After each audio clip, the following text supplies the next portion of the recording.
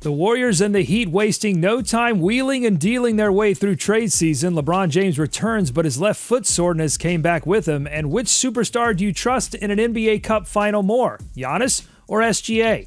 I'll ask Matt and Haize that and more today on Locked On NBA.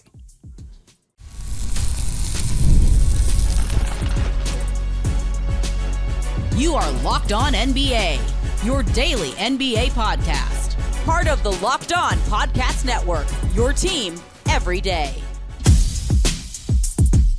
Welcome to Locked On NBA. Thanks for making us your first listen of the day. We are free and available wherever you get your podcast. Part of the Locked On Podcast Network, your team every day. Today's episode is brought to you by Robinhood Gold. Robinhood Gold provides the privileges of a high net worth for any net worth. These generous benefits are now available for only $5 a month. The new gold standard is here with Robinhood Gold. Sign up at Robinhood.com/gold. I'm Doug Branson, host of Locked On Hornets, and your Shot Clock Sherpa, guiding you through the NBA's biggest stories with the help of Locked On's local experts. And with me are two of Locked On's premier national NBA experts from the Locked On Nuggets podcast and senior writer for the Action Network. We've got Matt Moore, and from the Locked On Bulls podcast, we've got Haize. Matt and Haize, we're going to start in Los Angeles, where LeBron James returned to the Lakers last night after missing 2 games total with left foot soreness. But in the middle there was an excused absence for personal reasons. The Lakers beat the Grizzlies 116-110. We'll hear from Locked On Lakers here in a second about LeBron's return. After the game, James discussed his absence, saying, quote, "If it was up to just me, I probably would have played," unquote. He indicated also that his left foot issue has been something he's been dealing with for some time. So, Matt, you've got a excused absence for personal reasons. You've got left foot soreness that seems to be a long-term issue. What's going on here? I don't know. And I think it's, look, I'll say this. If LeBron says, like, if it was up to me, I would have played, then he could have played and he chose not to. LeBron can override the training staff. And if you're like, that's not true, I'm telling you, like, players have said this in certain contexts, that the superstar guys get to be like, no, but they're listening to the staff be like, well, look, if you do this, it increases X percentage chance that you're going to suffer a Y. And that's part of the equation for trying to keep them healthy throughout the entire season. But with LeBron, I mean, it's like, come on, man, like, you're 40. Like, you know, it's not like you're trying to save yourself for down the line. I don't know really what's going on. What I will say is, if the Lakers front office is going to continue to not do everything it can to put a championship team around LeBron James, I'm not going to blame LeBron for not doing everything he can to try and get them wins. And I wonder if that is part of this give and take here, Haize. Yeah, I mean, sometimes you have to protect players from themselves, but I think when it comes down to it, like, LeBron is going to do what LeBron wants to do. And you can't tell me that nobody can stop LeBron if he wanted to play per Matt what Matt said there. I think it came down to personal reasons, foot, a lot of things going on, maybe to prove a point to the team because LeBron's not outside and not above proving a point. I think a lot could be playing into that.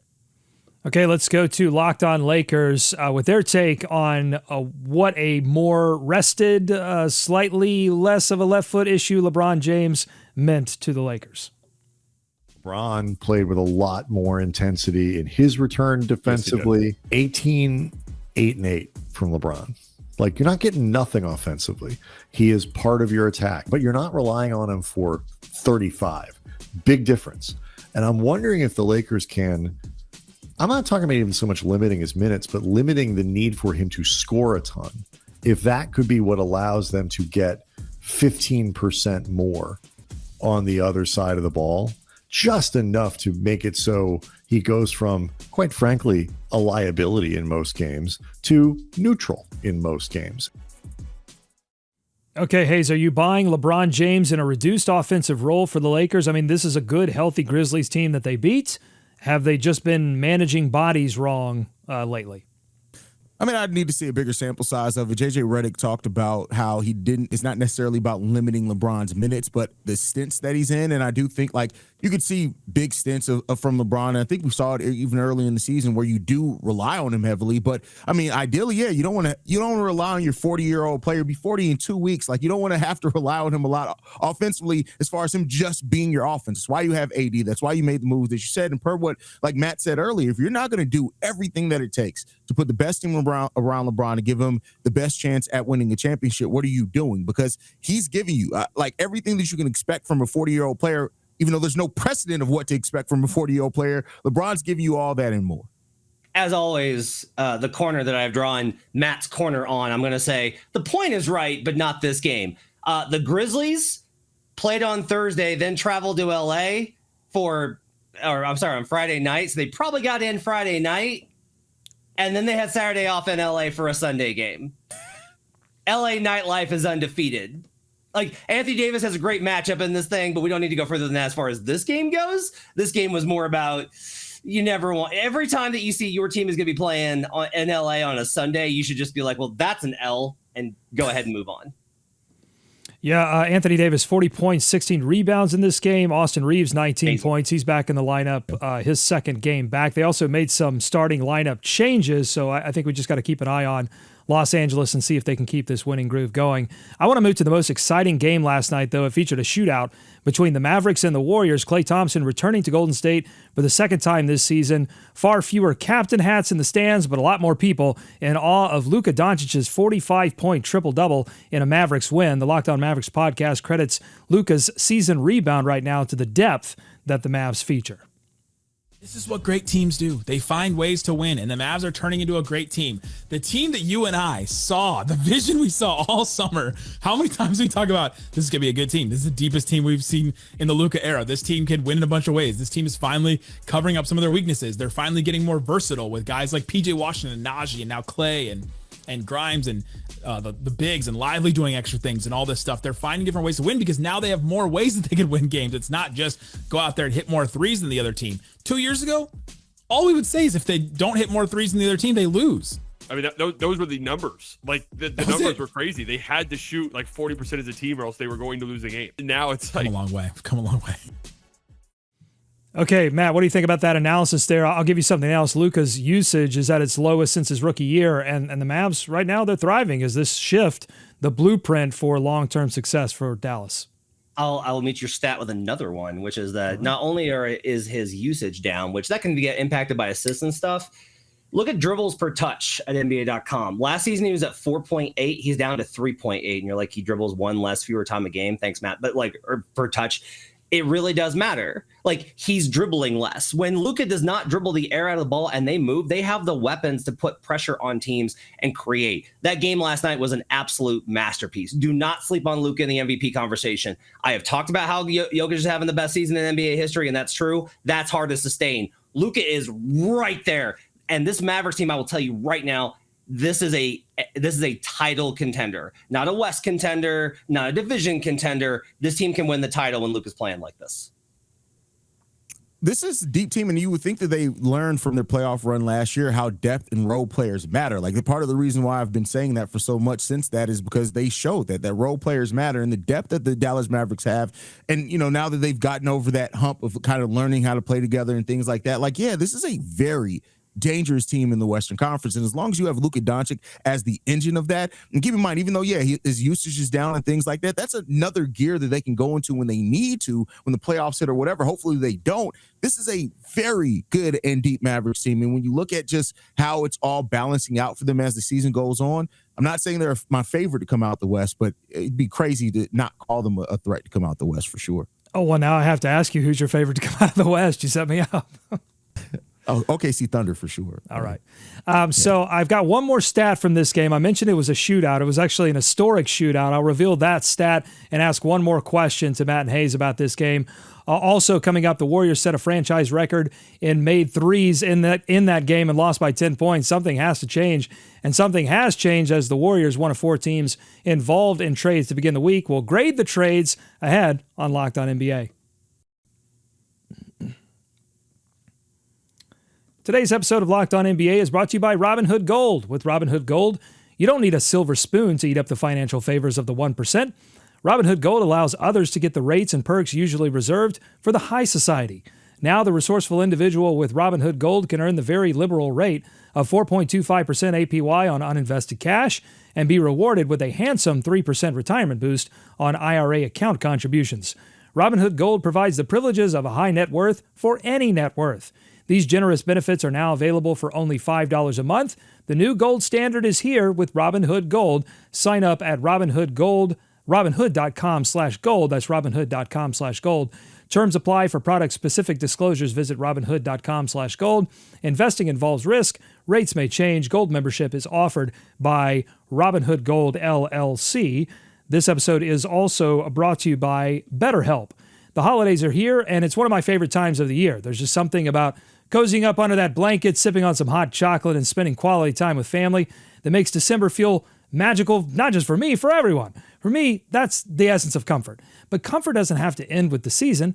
Therapy is another way to bring lasting comfort into your life. Whether it's learning how to set boundaries, building positive coping skills, or simply working towards being the best version of yourself, therapy is for everyone, not just for major life challenges. If you're thinking about starting therapy, BetterHelp is a great option. It's entirely online. It's designed to be flexible and convenient to fit your schedule, and getting started is simple. Just quickly fill out a questionnaire to get matched with a licensed therapist, and if you want to switch therapists, you can do so at any time with no extra charge. Find comfort this December with BetterHelp. Visit betterhelp.com/LockedOnNBA today to get 10% off your first month. That's BetterHelp, HELP.com/LockedOnNBA. More Locked On NBA ahead.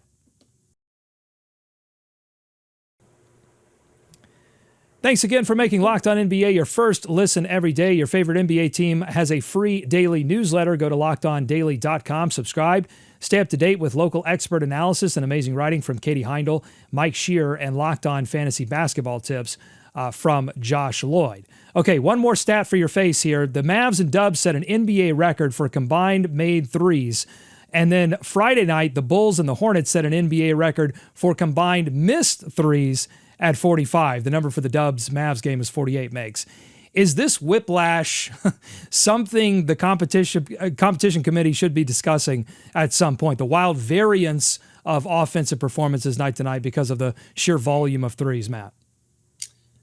I don't know if the competition committee is going to be the one to do it, because the competition committee is supposed to make it to where things are balanced, right? That like the game is in a good place. And I think it's just very hard to be like, don't shoot as many threes and like this is a natural extension. I dove into Boston over the weekend for a thing I've got up on one of my Substacks. And like this reality is Boston is the one that is like absolutely breaking the game.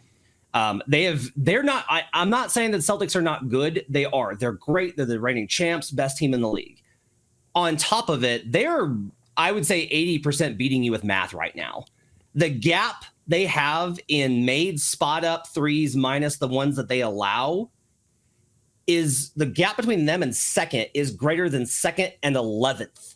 Like it's crazy how much their edge is, and teams simply can't seem to adapt to it. I do think though that there's got to be a natural kind of Darwinian response to this, Haize.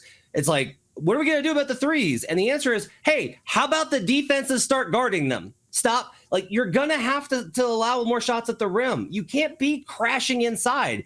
I'm watching these teams send 3 defenders to the paint versus the Boston Celtics. And I'm like, what are you doing? Read a scouting report. So that to me is where this is going to have to go, is you're going to have to reteach NBA defense, because the principles that they have so long been taught, help your teammate, show the main ball handler a crowd, protect the paint. You got to get away from those things if you're going to defend some of these teams adequately. And so far, these defenses have not shown a willingness to do so. But I wonder if the playoffs will show us maybe that their teams are going to find ways to adapt.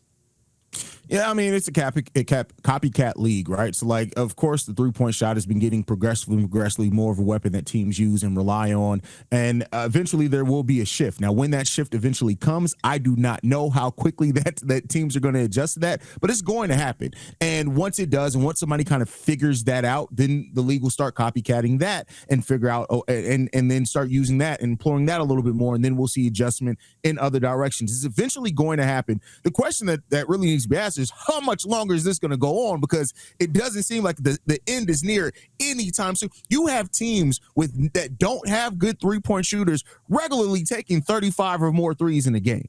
And that's the thing where it's like, okay, what are we going to do here? And I can't. It's going to be some defensive mind that comes up that just has a defensive system that limits three-pointers or that counteracts it, and then that's where we're going to find and be like the aha moment, and that's when the league will start copycat. The problem I have though is when you talk about these teams that you're like, but they can't hit threes. I'm like, yeah, but they can't hit 2-pointers either, Haize. Like that's true. Like these teams just can't shoot. So it's like, well, if we can't shoot, we might as well shoot for 3 instead of 2. And so like that's really what we got to get to is a place where teams are taking the shots that they need to take. And that's where I think some of this has gotten wrong. And this is a coaching thing, which I think we're in a good place with coaches in the league, but that's where there's got to be the most work is understanding there's KYP, know your personnel on the other side. How about KYP? Know your personnel in terms of the guys on your team and who needs to be shooting what shots. And let us know what you think on the YouTube comments section, youtube.com/@LockedOnNBA. Make sure you're subscribed to us there. Too many threes, not enough threes. What do you think about the state of the game today? We want to hear from you. Okay, let's talk about trades. We had not one, but 2 trades announced over the weekend. So it's time to grade the trade Holiday Tradition Edition. Matt and Haize will be grading these 2 trades that we had on a scale of 1 to 12 days of Christmas. Okay, you follow me so far? Partridge in a Pear Tree, number 1. That is, you just set your franchise back a decade with this trade. 12 drummers drumming is you aced it, and there are plenty in between there. One final wrinkle, though. I'm plucking 5 golden rings out of the list, and we're going to put that on top because, you know, if your trade just won your team a ring, that's got to be 5 golden rings, right? So that's going to be top. So if this trade just won your team a championship, that's going to be the top. So it's 1 to 12, but 5 is on top. Okay. First trade. Golden State receives Dennis Schroder, 2025 Miami second-round pick, protected through 37. That goes. Brooklyn receives DeAnthony Melton, who's out for the season with a torn ACL. Reese Beekman and 3 second-round draft picks, 2026, 2028 from Atlanta, and the Warriors' 2029 pick. Before we hear the grades, let's hear from Locked On Warriors. Losing 3 draft picks, second-round picks, does it hurt? Yeah, I mean, it hurts. But you get a player for an injured player in DeAnthony Melton that can't contribute in a position of need. Because an extra ball handler that could create, that could score on his own, it was massive. Ayton wasn't getting it done. Brandon Bajemski hasn't been getting it done. Buddy Hield's a different kind of guard where you're not expecting him to necessarily go out there and make a play unless it's a heat check step back 3. Otherwise, he's coming off screens, and that is how he scores. Or in transition, he's been pretty good this year. And Buddy had a great defensive game his last time out. But Schroder gives you another dynamic. He gives you at least a pulse because it seemed pulseless for the last few weeks for the Golden State Warriors, especially down the stretch where in, 2 times in the last 5 games, maybe even more, they've gone multiple minute stretches to end the game with 0 points and blow 6-point leads. So this is huge. Okay, Haize, how huge is it? Is it 8 maids a milking? Is it 6 geese a laying? What's your grade for this trade for the Golden State Warriors? I'll give it 6 geese laying because they could have laid a golden egg here. Now, I when you look at the Warriors going 2-8 over their last 10 games, they needed something, and Dennis Schroder is going to bring something in on ball creation and things coming off the bench as well as his scoring punch that they just have not had since Buddy Hield all of a sudden fell off a cliff and forgot how to score any type of meaningful way. So I love it, and I think Dennis Schroder is going to bring a lot for what this team is able to do. He's going to allow Steph at times because they're going to play him and Steph out there together at times, allow Steph to go off ball. We know how dangerous Steph can be when he's coming off those screens off ball, and they have somebody who's going to be able to pass him. So I think this could be a golden egg for the Warriors in context, though. I still don't think this makes them contenders, in my opinion. Anytime that this song gets brought up, I have to mention that these are all birds. He's not giving her like the actual lore. Like that's a name for a bird. He gives her 78 birds. Call the police. Help this poor woman. Here's what the Warriors did. They traded 2 turtle doves to get 4 calling birds in the hopes that they can take 4 calling birds and 8 maids of milking and get 5 golden rings. That's what they're trying to do here. So I do not think that Dennis Schroder is the end goal here. I think, and Mark Stein kind of commented on this over the weekend on his Substack, Hall of Famer Mark Stein, that the Warriors can then retrade him because he was traded before a certain deadline. So they can turn around and then whip this one out along with Andrew Wiggins and be like, hey, you get a starting caliber point guard, Andrew Wiggins, a starting caliber small forward, and maybe like a young player like Jonathan Kuminga. That's a pretty good trade package along with the first. That gets you in conversations for maybe one of the stars that they've been chasing. I don't necessarily know what, that's too much for Jimmy Butler. But if there's another player that comes along in a multi-team deal, Bradley Beal, then maybe you can make that kind of a swapperoo to be able to get the guy that you think is going to put you over the top. It sets them up for that position. So they're just at the market swapping out birds for more and better birds. Or maybe it's more like Jimmy Butler from the Miami Heat. It's so much to give, though. That's a lot of feathers to give up for Jimmy Butler, you know? Well, put a pin in that because I want to talk about that coming up because the Miami Heat made a trade as well. We're going to hear from Locked On Heat about this Butler to Golden State continued noise. Plus, the NBA Cup Finals are set. We've got Giannis. We've got SGA. I want to know from Matt and Haize, who do you trust more in that NBA final, NBA Cup final? That's all coming up on Locked On NBA. Today's episode of Locked On NBA is brought to you by FanDuel. Get ready to tackle NFL action with FanDuel, America's #1 sportsbook, because right now, new customers can bet $5 and you get $150 in bonus bets if you win that first $5 bet. The FanDuel Sportsbook app gives you everything you need to place live bets on the NFL all in one place. So when you get that hunch in the middle of the game, you can check out the latest stats, view live play-by-play, and so much more on the same page where you place your bets.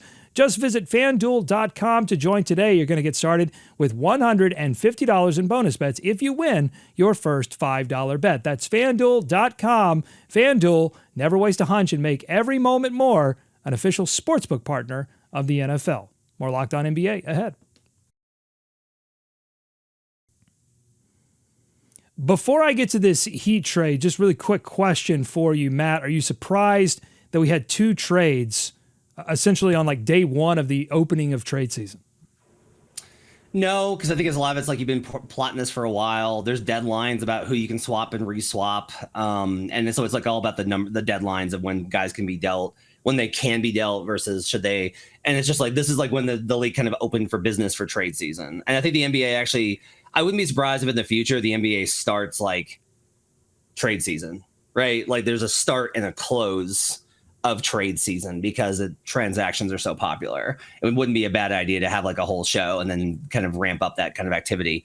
So I'm not really surprised there. I am a little bit surprised at some of the moves that were made, like the Nets just being not surprised. The Nets very transparently being like, yep, nope, time to lose. Okay, enough of this winning nonsense. Let's start getting these guys out of here.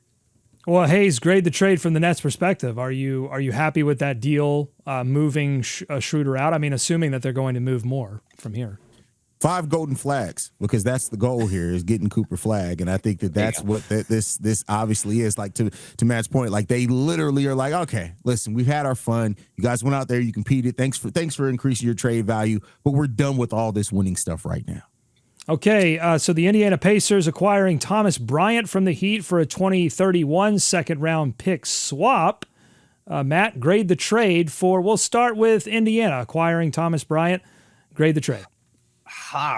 This is hard. I'll give it 3 French hens. I want to be on the skeptical side. I know. I want to be on the skeptical side just because like Bryant hasn't been able to really make it. Like I loved him in Washington and was like, this guy's good. And then he went to LA and it was like, hey, this guy's pretty good. And then he went to Denver and it was like, oh, this guy's out of the rotation. And then he's in Miami. He's out of the rotation. So it's like, I don't know. But Indiana is so desperate for center help. This could turn into like 7 swans swimming. I could see that happening. There could be some swans in this, but I will be skeptical right now from the perspective of how the Pacers are playing and where Brian is at. I'm not expecting it to change their season, so I'll just give it 3 French hens.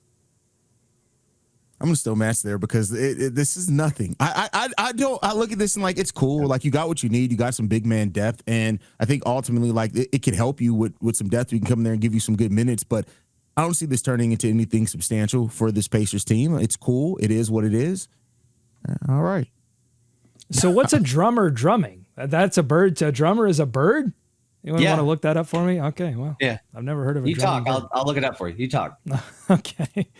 I want to talk about the Heat's perspective on this because, again, you only you get a second-round pick swap. It's kind of a little bit of a nothing for the Heat as well, other than just grabbing an extra asset. But a lot of talk from Locked On Heat was about table setting, possibly for a Butler to Golden State move. They seem skeptical about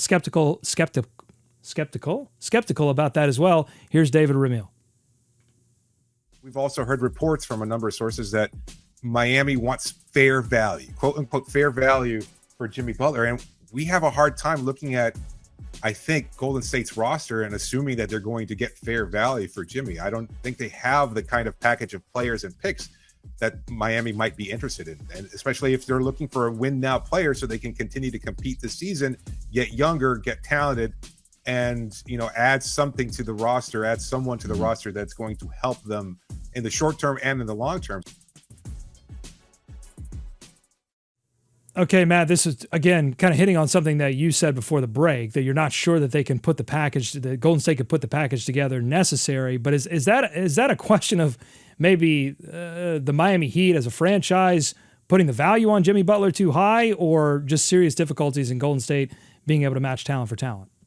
Oh, so what I was trying to say is, I don't think Golden, if you look at, hey, we're going to give you Schroder and Andrew Wiggins and Kuminga. One, it's a lot of salary, and two, that's way too much for Jimmy Butler. I'm just sorry it is, with him on an expiring contract at age 35. This is the trick for Miami, is they have to be able to get good return for a 35-year-old with Tibbs minutes, with a lot of injury concerns, who's a pain to deal with in the locker room a lot of the times, who wants a big deal next year. It's not everybody at once, fellas. So they're going to have to be able to balance this, because he is still a very good player. By the way, Doug, a ruffed grouse is a drummer. That's what does. It makes a drumming noise. It is a game bird called a ruffed grouse. That's your drummer's drumming.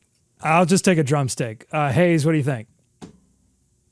I mean, I think it depends. So the Warriors can get there with trading for Jimmy without technically giving up Dennis Schroder, but is it something that the Miami Heat would be interested in is the question here.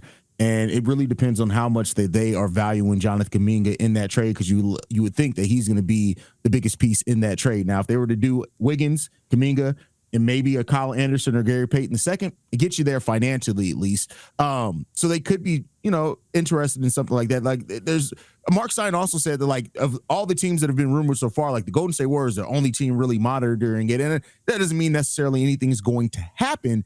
But I do think that if both sides are motivated to get it done, they can get it done. But that's a lot to give up for agent Jimmy Butler. And while he wouldn't have to give up expound as much energy as he had to make the Miami Heat look good at times, it's still a lot to give up for an agent player in Jimmy Butler, man.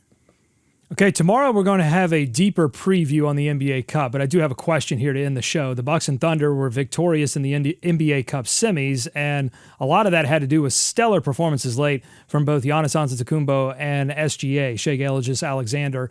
Locked on Bucks and Locked on Thunder. Let's hear from them first. Brag on your guys.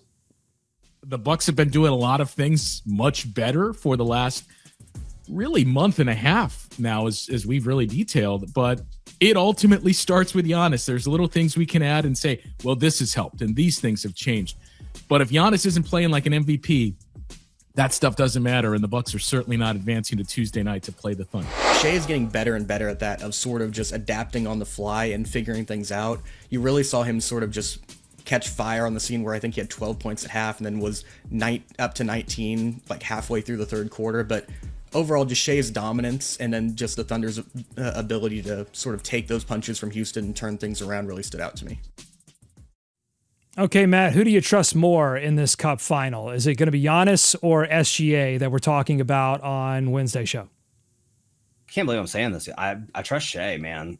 Shai's proven that he will be there in every single big game.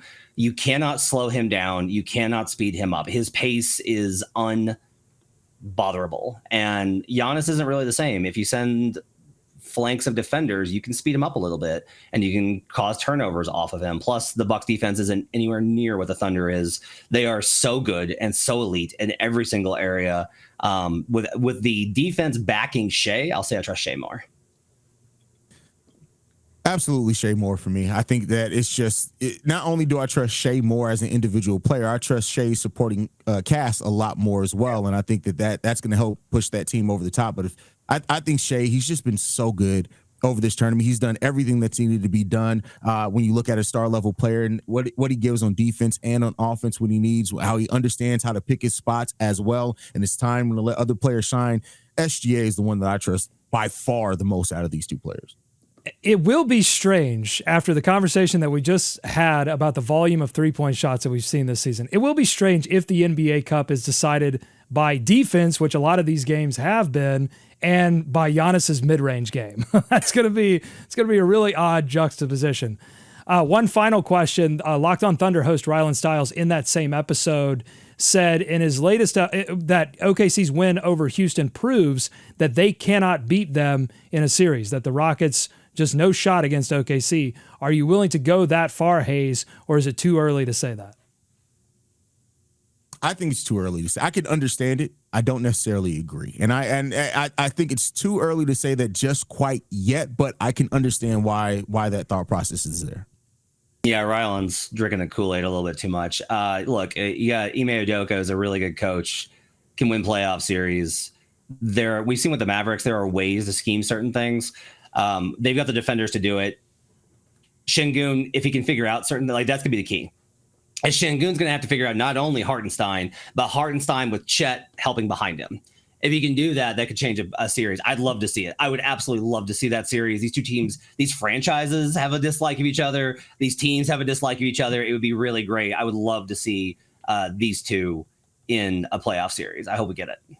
I'd love to see it too, because I think it would test some of these theories, right? Like if you want 90s basketball, you might get it with this series. So it'd be interesting to see these two teams face off. And obviously there's the Chet Holmgren sort of X factor hanging in the air because he was not healthy or available for this game. All right. Tomorrow, again, a big preview of the NBA Cup final and much more. Thank you for making us your first listen every day. Thank you to Matt. Thank you to Haize. If you like what you heard today, subscribe to Locked On NBA wherever you get podcasts, including on YouTube. Thanks for making Locked On NBA your first listen. Enjoy tonight's action. Be kind to each other, and we're going to see you right back here on Tuesdays. Locked On NBA.